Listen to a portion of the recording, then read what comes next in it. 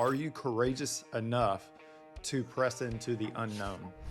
If you're feeling some level of fear about your financial life, I would just say be courageous enough to press into something that you're unfamiliar with right now.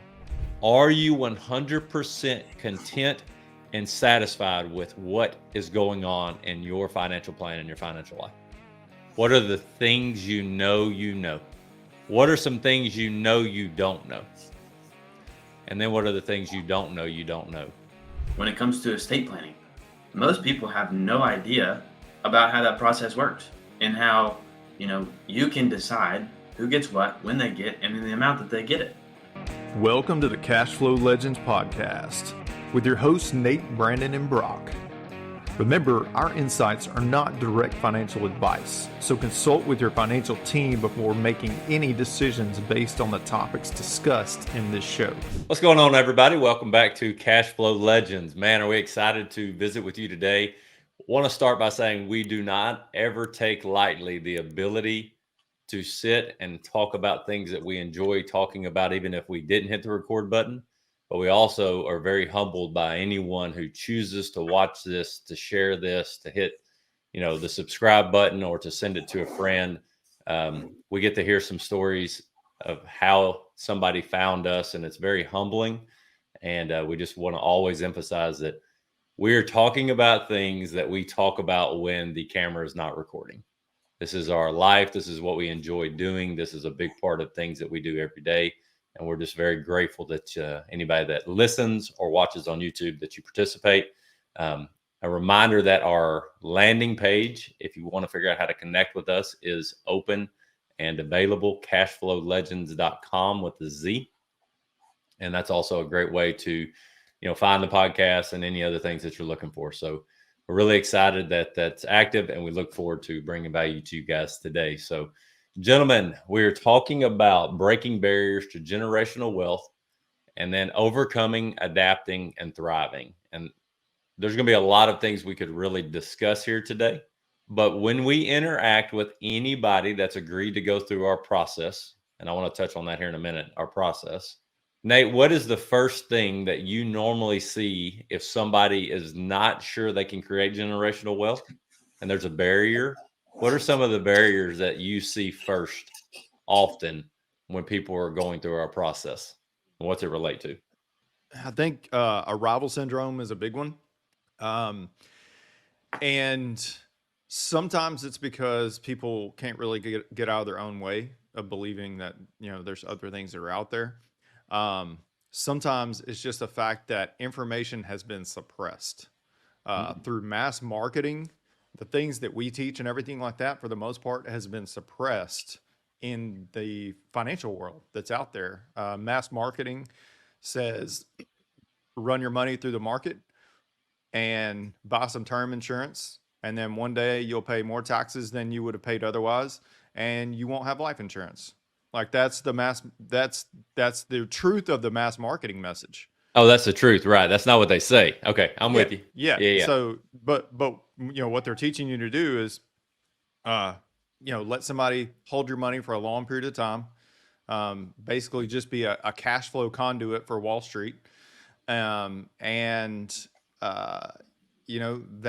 unfortunately that information leaves people kind of hung out to dry. Hold on, I gotta stop us here. Nate, we hit record and Nate said, I ain't holding nothing back. It is time to roll. A cash flow conduit for Wall Street. I love that. I have never heard that put in that order before. So think about that. All right, Brock, what's your follow-up to that? My follow-up is, I haven't heard that either, but that's pretty good. Yesterday I was in a class all day, and so this is actually getting me fired up. And I was thinking, Nate, it's not, I was going to say, Nate, I don't think it's a suppressed information. I think it's siloed information. But when you think about the siloed information, that does become suppressed. And what oftentimes people think is, well, if I buy whole life insurance, I'm not going to have enough money for retirement. Well, that's not the case. Mathematically or economically speaking, that's just the perceived notion of what's going on, because that's what's been peddled by, the marketing people out there. The reality is if you're not buying permanent life insurance, you're buying term and saving the difference. You don't actually know what the difference is, but that's what they call it. So what they're doing is they're going to put money in places that get a return, that do really, really good. And, you get all this money and it looks great on paper. And then we get to ask the question, is this what you want? Is this good for you? And somebody's going to say, oh, yeah, that's great. And then we get to say, okay, well, what are you going to do with your term insurance? And I'll say, well, I'll just cancel it because now I can self-insure, which just means you don't have any insurance. Well, if that's the case, here's some concerns that we need to cover, that we need to make you aware of. Us as the educators need to, make you aware of the concerns that we have that happen when you cancel your term insurance. And then we get to ask the question, if we can show you how to show up with the same amount of money, or maybe even less, but be able to spend more and enjoy more during retirement, and then when you pass it on with less risk, no out-of-pocket costs, is that something you would want? And when the answer is yes, then we get to actually sit down and look and verify through our financial model what's actually happening with no opinion, rather than taking siloed information, all based on opinion through marketing. So both of you guys have alluded to behavior and mindset and what we think about something. And the longer we've typically done something, the more we find things to prove what we're doing is correct. So I saw something the other day, and it was Tony Robbins on a podcast, and he told the guy that he was interviewing, he said, look around this room and find anything that's brown. And then, so, he does. And then he says, now look around this room, find anything that's red. And then he does. And so he kind of uses this as an example. And he goes, how many things did you find that were really brown or some version of brown to support the color you're trying to find? And he said, oh, I saw a lot of stuff that was nowhere close to brown, but I thought it might have a shade in it. So it became brown for me, or it became red for me. And he goes, this is how our mindset works for anything that we believe in. So the point Tony was making, which I really liked, is if you are looking for ways to be discouraged or fearful, you're going to find it. If you're looking for ways to be abundant and open-minded, you're going to find it. And neither one are wrong. They're just the truth, because that's how our brains operate. We want things to confirm our thinking. So as you guys just said really well, one of the first things is overcoming arrival syndrome, or what you think you think. So for those of you who may just be catching this for the first time, arrival syndrome is essentially, I know as much as I need to know, there's nothing new you can teach me, or it's as good as it's going to get. Now, guys, I don't know about you, but I learned this very early in my career as an educator, coming off of being an athlete, is I'm turned off very quickly by people who always have a one-up story, and by people who always think they know everything. Like it's like a stink on somebody. I want to get away from it as fast as possible. It's very off-putting. So I was watching a very successful former Major League Baseball player, and he was talking about one of the philosophies that he teaches young athletes. It's win, I-W-I-N, or I'll learn, because life or baseball is riddled with failure. Things aren't going to go right. So he said the thing he wished he would have been coached on growing up, because he was such a perfectionist, is that he wished he would have been taught how to have a win and learn mindset, which would have led to being an optimalist. So let me give you an example. I throw this pitch up and in, and I meant to throw it down and away. An optimalist says, that made his eyes move and he backed up. What's the best pitch I can come at next? A perfectionist says, I can't believe I missed that pitch up and in, and they're frustrated about it, and they try to throw the same pitch again to hit the spot that they were trying to hit the pitch before. Now, that's a deeper baseball analogy. I know not everybody's a baseball fan, but this is going on in everybody's financial life, is the connection I'm making. They're doing things, but they don't optimally know why. So what Brock just alluded to and Nate alluded to is if somebody comes to the table and is willing to go, I don't know everything, and is willing to walk through what they are fearful about, then that's where progress starts being made. Would you guys agree? Absolutely. Okay. Absolutely. And here's one of the things that most people don't realize. Um, I heard Garrett say this not long ago, Garrett Gunderson. You are always paying for insurance. Mm. Now, the question is, are you paying more than a dollar or less than a dollar? So when we're paying more than a dollar, that means the insurance is something that we have taken the risk on ourselves with. When we're paying less than a dollar, that means we're mitigating that risk to an actual company that is assuming that risk and taking on that risk on our behalf. So when we're paying more than a dollar, that means not only are we self-insuring, so to speak, but also in the event that we have to come out of pocket for the replacement of whatever that might be, now we've lost the opportunity cost on that money to ever grow again. Whereas when we mitigate that risk and we allow someone else to take that on, now we still have the opportunity with our money that we still control to be able to go put that to work. And this idea of we're always paying insurance is something that was sort of a new, like even though I knew it, the way it was posed, the way he said that clicked and just made so much sense for me. And that's what a lot of people don't realize today is you're going to pay insurance one way or the other. Question is, are you going to pay more than a dollar or less than a dollar for it? Brock, do you want to expand on that a little bit? Yeah, so I think I know where he got that from. And it's you're always going to pay for life insurance, whether you pay for it through premium dollars or lost retirement income. Someone would come to me and say, well, that's not possible. How does that, what's going on here? So the other day I was having a conversation with a gentleman. He said, Brock, why the heck am I doing this life insurance instead of investing this money? And he had a really large premium. And so there's two conversations to have here. One is the death benefit part, and one is the cash value part. And we like talking about the cash value part, but I'm specifically talking about the death benefit in this scenario. Yep. Okay, so why are we spending so much money on premiums going to a whole life insurance contract? So from a death benefit perspective, it is correlated to you either paying premiums today or you paying through lost income during retirement. And so we did a quick study. It's very quick and very round numbers. Okay. But what we did was I said, all right, so person A is the person that you said you wanted to be, which was I want to buy term insurance and then I'm going to put all the rest of the money in the market so that I can have all this money one day. So I said, okay, well, what if this person shows up at the day of retirement with $1 million and they cancel their term insurance? So now they only have $1 million. So we ran the numbers and we said, okay, well, academically speaking, economically speaking, mathematically speaking, it is said that you don't want to take more than about 4% from your portfolio to ensure that it lasts as long as you do, and then having some left over for whoever you leave behind. So what that did on $1 million was it produced $40,000 each and every year.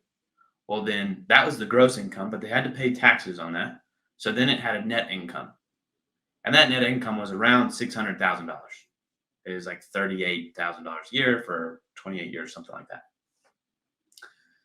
And then I said, okay, well, in person B, what we're looking at is a guy that's buying the whole life insurance. And the thought process is, well, I'm buying the whole life insurance, so I'm not going to have as much, assets. I'm not going to have as much money in the market to spend for my retirement because I'm told I need a big nest egg to produce the income. I said, okay, well, what would be a good number that you say you would have less in retirement? He said, how about 200 grand? I said, how about 400 grand? Is that good enough for you? And so I said, how about we show up the day of retirement, and because you bought the whole life insurance and somehow, some way, all of this premium dollar disappeared, $400,000 worth of premium, and you have $600,000 of death benefit, and you have $600,000 in a measly old brokerage account because you spent all the rest of the money on whole life premiums that everybody told you was a terrible idea. I said, well, because you have this death benefit, let's play this scenario out and see what it's like to have in retirement. And what we did was we ran the scenario. And guys, you know this, maybe some of our listeners don't, but if you have a death benefit that matches the assets that you have at retirement, that now gives you more options to spend in retirement, which means you're no longer subjected to a interest only distribution rate. Now you can begin to pay that down to zero. So what that did was we ran the scenarios, we got the gross income and the net income.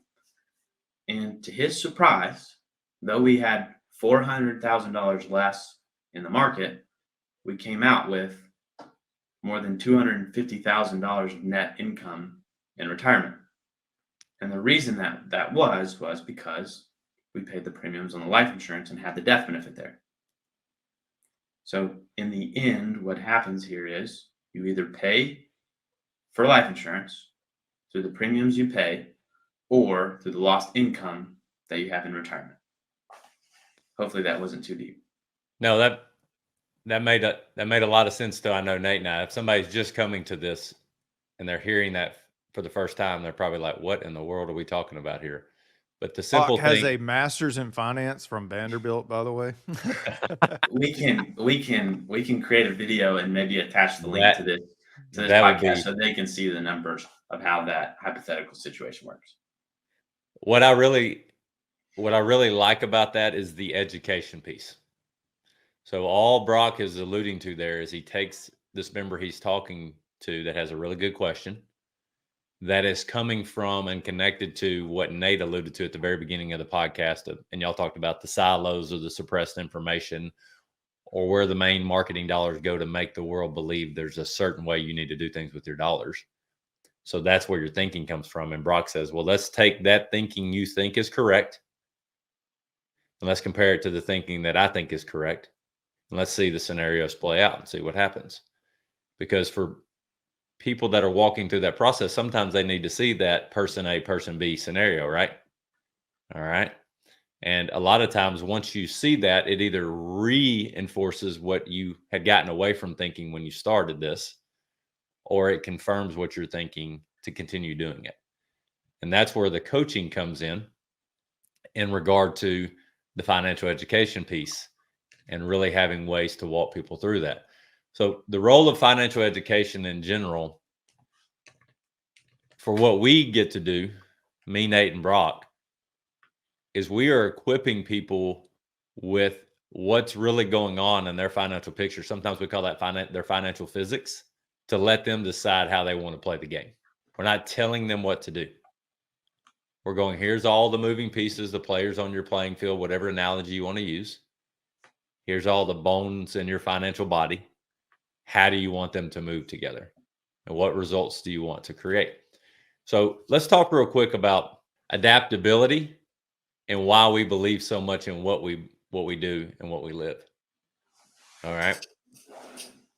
I could dive into adaptability. I've had multiple conversations this week about your plan working, even if worst case scenarios happen. But guys, what do you see often in your conversations? So let's say they've gotten over that kind of psychological barrier of, hey, I can do this. I can create something for my family now and generationally, like Brock alluded to. Now you don't have to worry about living too long because your next generation is going to be replenished for all the value you created. All right. Once we get through that fear or that uncertainty or that arrival syndrome and we start planning, how are we different in most traditional planning in regard to planning for worst case scenarios? Let's put it that way, and how that works and how we work through things. So, the financial model that we work through is positioned this way, and this is how we are different. So we work from a place of protection, savings, and growth. The traditional financial world flips that model upside down, and they go from a place of growth, then savings, and then protection.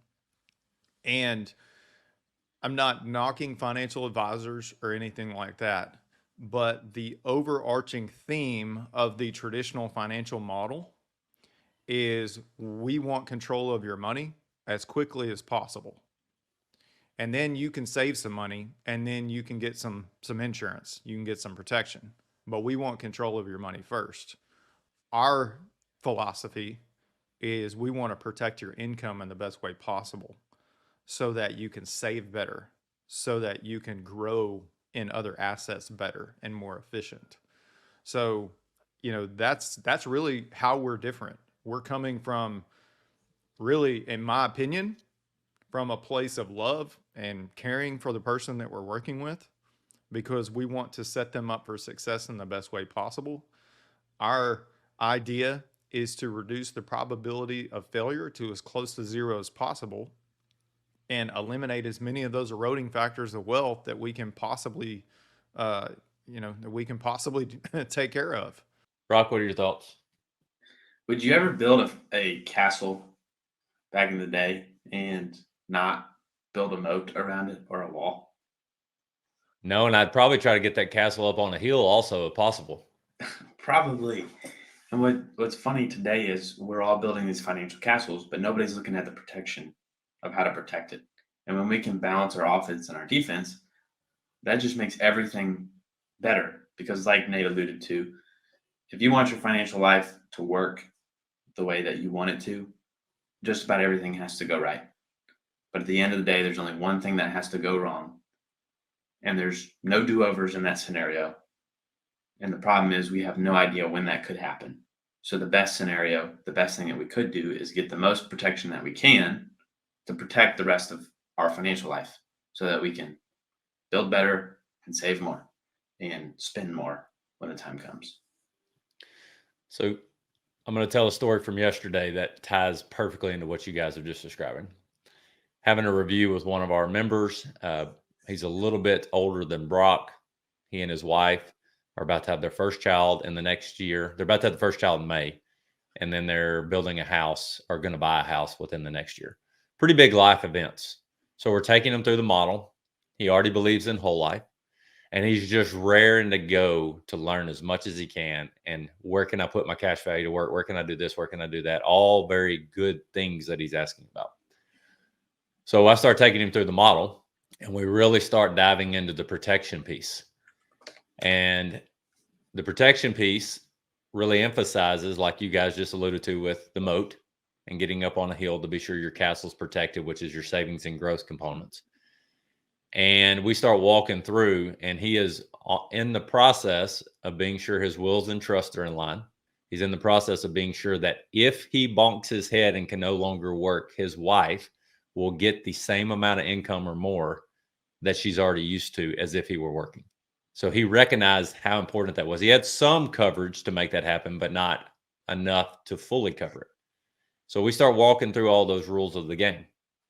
So at the end of the conversation, he asked a lot of great questions. He goes, Brandon, I'm paraphrasing here. I really appreciate the fact that I can see why protection, you're helping me see through coaching, why protection is actually one of the best first investments I can make to ensure that the next phase of my life, which is probably the most important that I'm going to experience for a while, is protected. So that if the good Lord jumps me off this earth, or if I'm no longer able-bodied, my family has no worries. And I can start, his words, my wife and I can have these conversations while I am healthy and we are healthy. So that worst case, if I'm not, we know what's going to happen. We don't wonder. And the great way that I walk people through this in another conversation yesterday is I'll say, are you a list maker? Because I am, and it just resonates with me. And most people are like, yeah, I'm a list maker. I'm like, how many times in the day do you make a list and you get all those things done and they go exactly the way you hope it does? And everybody, I've yet to get an answer where they're like clockwork, every day it all gets done. They're like, never. Well, this is how financial plans work most of the time. It just takes one wrong thing happening.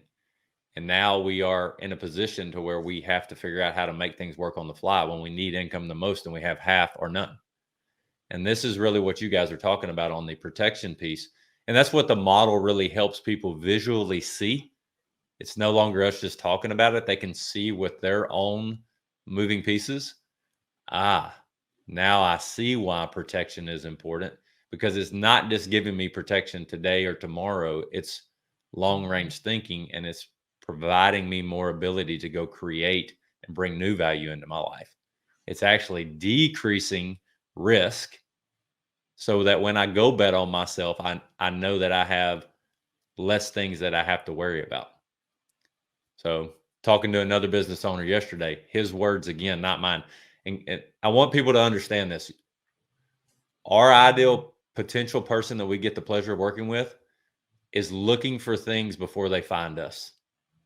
They're already thinking about where do I have holes in my plan, or where is my plan not working, or they've already experienced something kind of that's a challenge or traumatic that says what I'm doing is not going to work. So they have some pain points. And then they go, hey, what about this or what about that? So the guy I'm talking to yesterday has quite a bit of money in different accounts that he doesn't control. And he said, I was having a conversation with my advisor, and he said, my advisor was telling me all these rates of returns I've been getting on this dollar. And he said, you're proving to me why what I'm doing is the right move. He goes, because that rate of return is not stabilizing the life I'm going to create as a self-employed business owner. I don't know if I'm going to make it there. His words, not mine, but they're his words because he's been doing his own research, and I've just been getting to coach him. And so he's confirming what he thinks, and I'm just over here on the sideline going, hey, have you thought about this? Have you thought about that? And he goes, oh, it hadn't. So really, this fear word comes up a lot in our conversations early, guys, either directly or indirectly. But what it really is coming to grips with how I can do something different and eliminate or remove or dramatically decrease fear because I'm taking over certainty and control. And that's hard to get your mind around at first because you're in a traditional thinking process where the world said someone else needs to take your best interest in their hands. So that guy that said this yesterday, he's like, he says, I trust this guy's trying to make me as much money as possible, but I don't know. I don't know where my money's going or why. Like, I really don't understand it, but I understand this. I understand why with the things that I have to do next. So guys, what do you guys see as far as the psychological aspects in those conversations? Maybe even something you've experienced recently. Let me jump in Well, real quick, Nate, before all I right, go forget ahead. this one. One of the things that is always resounding to me that I think I give up too often is this is actually really easy, but people don't know what they don't know. Mhm. They're not having these conversations every day that we have, and they have nobody supporting them to get these things done, Mhm. right? So, like most people, if I have actually never seen it happen before when I showed up, and the people I've talked to have never seen it happen when they show up, is most people have no idea how much life insurance they're actually entitled to. Mm. What most people say is, "Oh, well, let's pay off your debts and maybe save some money for your kids to go to college." Well, do you want your family to be debt free, or do you want them to continue the same lifestyle, whether you're here or not? When it Mhm. comes to disability, most people don't even know you could buy disability outside of your work. Yep. Right? When it comes to estate planning, most people have no idea about how that process works and how you can decide who gets what, when they get, and in the amount that they get it, because they have nobody supporting them in that. What they have is somebody in their corner saying, hey, you just need to be sticking money away. You just need to make sure you put money in here, max out your retirement plans, put money in here, because you're going to grow it and you're going to have this nest egg one day that, hopefully, compound interest kicks in and you're going to be fine until one day it doesn't. And now now you got to make some changes. And I think the psychological aspect of it is, hey, once you understand this is actually a lot easier than most things out there, all you need is somebody to support you in getting these things done. You will take massive strides in understanding that your protection comes from an abundant mindset and can really help you in growing all the prosperity that you could actually have. Yep. So when you're thinking through, Brandon, you talked about fear earlier, and it reminded me of how much unlearning you and I had to experience in order to get where we are right now. Yeah. And I think the question that anybody listening needs to ask themselves, or maybe I'll just pose this question to you, is are you courageous enough to press into the unknown? So we had this very strong Dave Ramsey background, Brandon and I did. And we had to be willing to be open to the idea that there might be something out there that we just had not found yet. Mm. We had to be open to the idea that we might just be completely wrong in order to press into those things. So if you're feeling some level of fear about your financial life, if you're feeling some level of discomfort about where you're at right now, I would just say be courageous enough to press into something that you're unfamiliar with right now.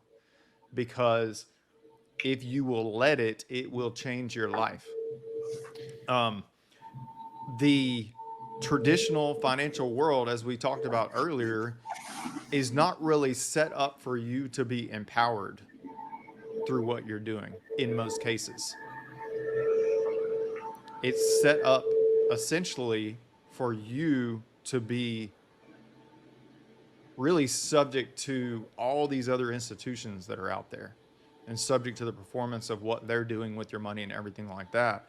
And part of understanding how money works is taking control of your situation and working with people who can show you how to take control of your situation and how to create the certainty that you're looking for and how to make your money more efficient and how to have access to capital, all of those things that we talk about. But everything that you've done up to this point is the summation of your best thinking or your financial advisor's best thinking. What if we could teach you something that could unlock a new level to what you've already done? I'm going to piggyback off of what Nate said on what if. And Brock's touched on it. And it ties back into the arrival syndrome. So I want anybody listening right now to think about a couple of things. One, what are the things you know you know? Like you're sure. As sure as the sun's going to come up tomorrow and you're breathing, it's coming up. What are those things you know you know? Second thing, what are some things you know you don't know? Like I saw this discussed, I read this book, I saw this TikTok. Not really familiar with it, but I'm aware that I don't know anything about it, but it's on my radar. And then what are the things you don't know you don't know? And I can tell you, and Nate and I's own journey, I'm sure Brock would touch on this also, getting in rooms and around people and having conversations about things you know you don't know lead to learning about things you don't know you don't know. And arrival syndrome is saying, I am very comfortable, and that's a lie. Let me just be very clear, but I'm very comfortable staying where I'm at because comfort is how our body is wired. It's why if I don't go to the gym for 4 days in a week, it's harder to go the next week. If I miss 1 day out of the 4, it's harder to go to 3 the next week. It's because our body craves comfort. Yes, I'm talking to myself. I just threw myself under the bus because I've been lazy about going to the gym. Okay. But it's relevant in anything we do. And our behavior patterns, how we interact with people, our sleeping, our eating, our gym, our walking, our prayer time. It doesn't matter. This is how the body works. You have to fight against comfort. So the real question, to simplify this and boil it down to just the root of it all. Are you 100% content and satisfied with what is going on in your financial plan and your financial life? If you're absolutely certain it's the best it could possibly be and you're going to reach your maximum potential, no questions asked, then we're not your guys. We can't help you. But if you're like, I think there might be something else I could do to be more effective, more efficient, more certain, more in control, more peace of mind, then it literally costs nothing to go on that journey other than a little bit of time and energy. The only thing I know Brock, Nate, and I ask anytime somebody comes through our process is we know this process will open your eyes to new things you either thought you knew and you learned more about, or you didn't know, to go through the whole process. Out of respect for all the energy and effort that we're going to put into you to go through that entire process to then have a formalized decision or clarity on why you think you want to do what you want to do or don't. Because from there on, now it becomes a coaching lifetime relationship. Yesterday alone, I talked to 3 different members of ours and I said, put it on your schedule now. We're going to meet at least 4 times over the next 12 months. And if you need something in between there, you have my link, just hop back on my schedule. But that's the kind of coaching that's going to occur because there's going to always be tweaks. You're going to learn something new you didn't know, and you're going to go, I think I like this approach better than that approach. Let's compare them. Let's decide which one you want to tackle. Maybe you're in a new phase of life. Maybe you have 3 kids now instead of 2. Maybe you're about to have your first kid and you want to lessen down the chaos of the day in, day out of that thing and stabilize a little bit over here. Okay, great. That's life. Going back to that to-do list, there's always something that's not going to get done or get done the way you want to. And this is why we love what we get to do. It's a lifetime process that we're coming alongside you with once you know why you want to do what you want to do. And you have to be really wanting to learn new things. Nate and I'm sure Brock will say the same thing. I can tell pretty quick if somebody's motivated to learn on their own or they want me to do all the work for them. And if they want me to do all the work for them, we're not a good fit. Simple as that. Because a very wise person I heard say years ago, if you drag somebody into something they're not sure they want to do, you're going to have to drag them around to get them to do it. And that's exhausting. So, guys, final thoughts, tie this thing up. Don't be afraid to question what you're doing and ask for help from somebody else to see if there's something that you can't see. It's good. Nate? Yeah, just be willing to admit, hey, there might be something out there that I just don't know about. Man, I mean, we can all sit here today and say there's things that are out there in the world today that we don't know about. That's right. So the question is, do we want to take one step into learning something about that? That's right. That's good. All of this is under the guise and connected to really helping people find ways to keep more of the income that they create and earn so that they can use it for new things that they want to do more of and the life they want to live. It's really that simple. It's what we enjoy doing. We hope this brought value to you today. We hope that every time you listen, there's something you're able to take away that you can think about or implement or look into in your life that helps you grow and punch arrival syndrome in the face. Because if arrival syndrome's winning, we're not really living life. We're just getting by. Simple as that. We hope you have a great day. This is Nate and Brandon and Brock kind of signing off for Cashflow Legends today. Hope you all have a good one.